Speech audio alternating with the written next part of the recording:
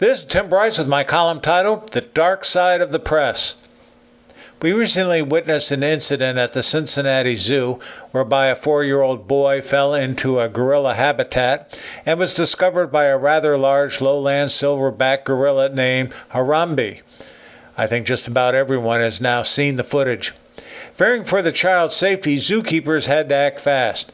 A tranquilizer shot may have produced unpredictable and disastrous results.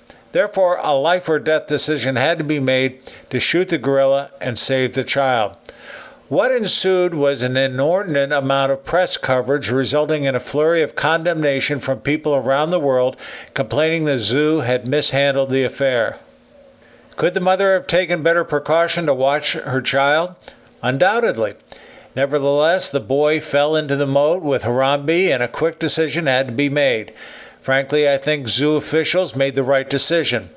Although it was unfortunate to destroy the gorilla, human life should take precedence. Would the zookeepers have acted differently if it was the lion or tiger habitat? Unlikely. What is perhaps more frightening is how the press was able to stir up outrage over the incident. All of the news networks showed the video of the gorilla and child and interviewed people, both professional and John Q. public, about their opinion. In the end, it was the zoo's responsibility and they handled it professionally. If anything, I am sure they will be reviewing safety precautions around the exhibits. The press simply beat this story to death, resulting in negative publicity for both the zoo and the child's family. Online petitions have also been introduced with thousands of signatures and comments, many of which sounded like a lynch mob. Frankly, the people should stand down and let public officials perform their investigations. Regardless of the outcome, the people will not be satisfied. The public outrage generated by the press was essentially no different than what followed the deaths of Trayvon Martin in Florida, Michael Brown in Missouri, and Freddie Gray in Baltimore, and we are all familiar with the repercussions from these stories.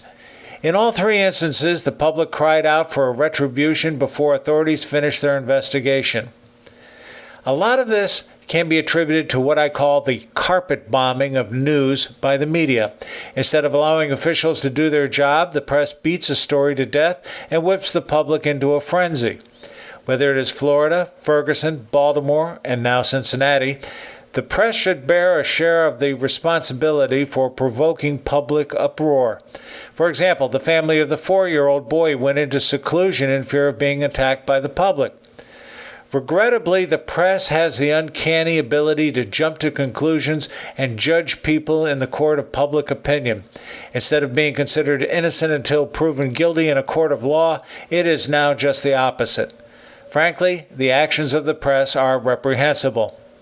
Having spent many years in Cincinnati, I have known the zoo to be a world-class facility and took my children there many times when they were young.